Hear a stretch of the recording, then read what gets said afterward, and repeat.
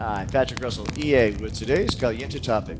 I'm getting this question all the time. Pat, how do I use that IRS's website in order to make a payment on my taxes? So I figured I'd use just 3 minutes to show you and run you through it. Starting off through the IRS's homepage, that's IRS.gov. We'll scroll down to the link Make a Payment.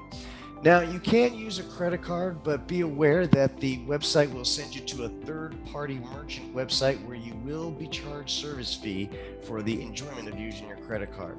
Now, if you're like me and you want to use the cheapest method, that would be the direct pay, which allows you to use your routing account number for a direct debit through your bank account. Now, you're going to scroll down and click on the link Make a Payment.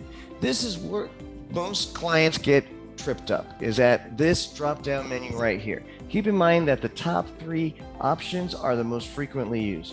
Either you're making a payment on a payment plan / installment agreement that you've already set up on a previously owed tax, you're paying a balance due on a current year tax return, or you're making an estimated tax payment for the current year. All of these other items would be reasons that 99.9% of you would never use, and I don't have the time to go through them. I will in another video. But assuming that we're just making a payment on a balance due from a current year tax return, the next item would be what tax. Now, of course, the top item is the most frequently used, the 1040.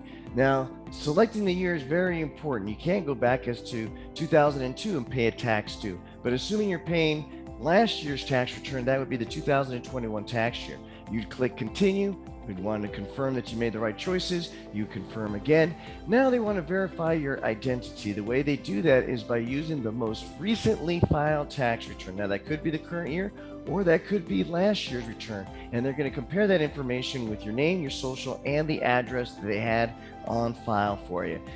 Jason, my video editor, don't forget to blur out all of the pertinent personal information. Don't need the rest of the world knowing my date of birth or my social security number.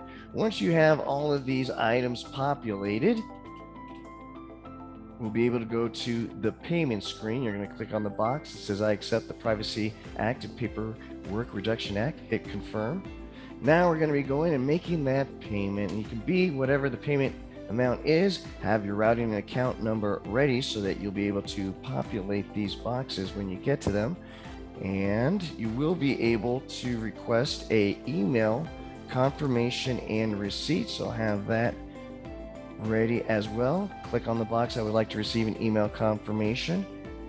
Type in your email address